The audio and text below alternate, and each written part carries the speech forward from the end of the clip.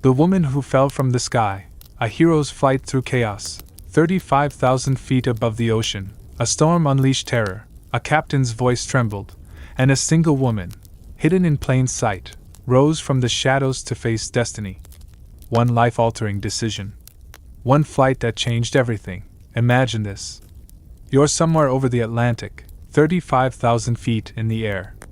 The world below is nothing but black water and lightning veins stretching across the sky. Inside the cabin, it's calm. People are half asleep, sipping coffee, watching movies. A soft hum of engines fills the silence. Everything feels ordinary, until the captain's voice cuts through the speakers, trembling, desperate. Ladies and gentlemen, this is your captain speaking. If there are any experienced pilots, military or civilian, on board, please come forward immediately. The words hang in the air like thunder before the strike. Rows of passengers look up, confusion spreading like wildfire. A baby starts crying. A woman clutches her husband's hand. And in seat 14A, a quiet young woman slowly opens her eyes. Her name was Clara Jennings, 31 years old. A former Royal Air Force test pilot, now retired, now invisible. 2 years earlier, she'd walked away from the sky, after a mission that ended in flames and loss. She promised herself she'd never fly again. But fate, as it often does, had other plans. Clara was dressed simply, gray hoodie, jeans, hair tied back, headphones resting around her neck. She looked like any other traveler. Nobody knew that once upon a time, she flew fighter jets through enemy fire. Nobody knew the name Falcon was stitched into the fabric of her past, a call sign whispered with respect and sorrow. She removed her earbuds slowly, her pulse rising with the captain's words. Combat pilots. Why? What could possibly be happening up there? For a moment, she hesitated. She could stay silent. Pretend she didn't hear. But deep down, she knew, her silence could cost hundreds of lives. Clara rose from her seat. The aisle seemed longer than it should have been. Every step echoed with memories, explosions, radio screams, smoke. Her squadron leader's final words before the crash that had ended everything. Keep flying, Falcon. Never stop. As she approached the cockpit, whispers followed her. Is she going up there? What's going on? Inside the cockpit, chaos reigned. The captain was drenched in sweat, gripping the controls with trembling hands. His co-pilot lay slumped to one side, unconscious, oxygen mask dangling. Red lights flashed on the control panel. Warning alarms wailed in unison. Autopilot's gone, the captain stammered. Flight controls partially disabled. Hydraulics are failing. I can't keep her steady. If we lose altitude now, we're done. Clara didn't hesitate. She stepped forward, voice firm and steady. I can help. The captain looked at her, disbelief flashing across his face. Who are you? Clara Jennings. Former RAF test pilot. Call sign, Falcon. Let me in. There was a long pause, just the howling of wind outside, the groan of metal under stress. Then, the captain nodded and stepped aside. As Clara settled into the co-pilot's seat, her hands moved instinctively, over switches, gauges, the trembling yoke. She could feel the plane fighting her, like a wounded bird trying to break free. Outside, lightning tore the sky apart. The cabin lights flickered. Passengers screamed as the jet dropped suddenly, then steadied again under her control. Come on, girl, Clara whispered to the plane, voice low, determined. Don't you die on me now.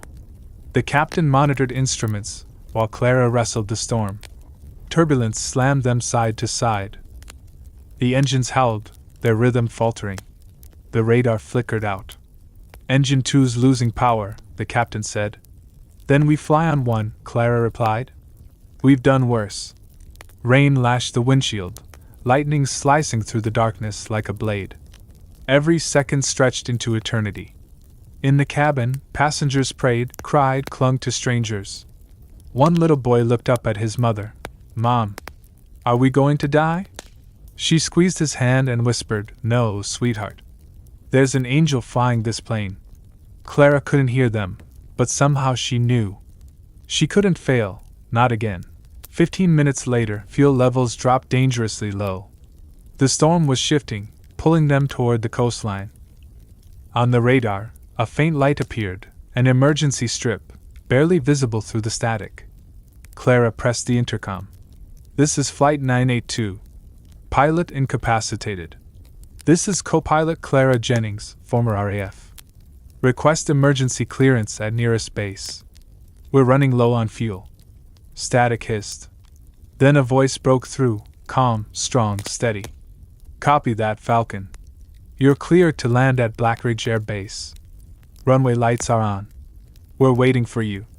Falcon. The name hit her like a wave. Nobody had called her that since the day of the crash. Her eyes burned, but she couldn't let emotion blur her vision now. As they neared the coast, the storm turned vicious.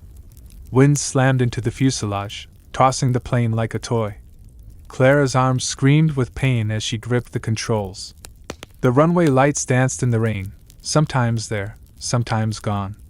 "Steady. Steady," she whispered, voice trembling. The captain beside her muttered a prayer. The wheels hit the runway hard, once, twice, bouncing violently. Sparks flew. The plane skidded, fishtailed, hydroplaned on the wet surface. Clara fought it with everything she had, reversing thrust, pushing the brakes to the edge. The engines roared, then coughed, then died. Silence. The plane slowed. Slower. Until finally, it stopped. For a heartbeat, nobody moved. Then the cabin erupted in sobs, screams, laughter, applause. Clara slumped back, tears streaming down her face. Her hands trembled. The captain turned to her, eyes wide. "You saved them all." Clara shook her head, voice breaking. "No, they saved me." Because in that cockpit, somewhere between fear and faith, she had found herself again, the part of her that had been lost in the wreckage years ago. When she stepped out of the cockpit, the passengers rose as one. Applause thundered through the cabin. A little boy ran forward and hugged her leg. "Thank you, Angel," he whispered. Clara knelt, smiling through tears. "No, kid. I'm just someone who couldn't let you fall." Outside, dawn was breaking through the clouds. The rain eased, the sky glowed gold, and the ocean shimmered like peace itself. The world would remember the name Clara Jennings for a day, maybe a week. News channels would call her a hero. But for her, it wasn't about fame or headlines. It was about redemption. About facing the storm she'd been running from for years. And for the 312 souls who survived that night, she was more than a pilot. She was proof that sometimes, the angels we pray for come with scars, not wings. If this story touched you, share it with someone who needs a little hope tonight. Don't forget to like, comment your thoughts, and subscribe for more cinematic stories that remind us of the extraordinary power of ordinary people.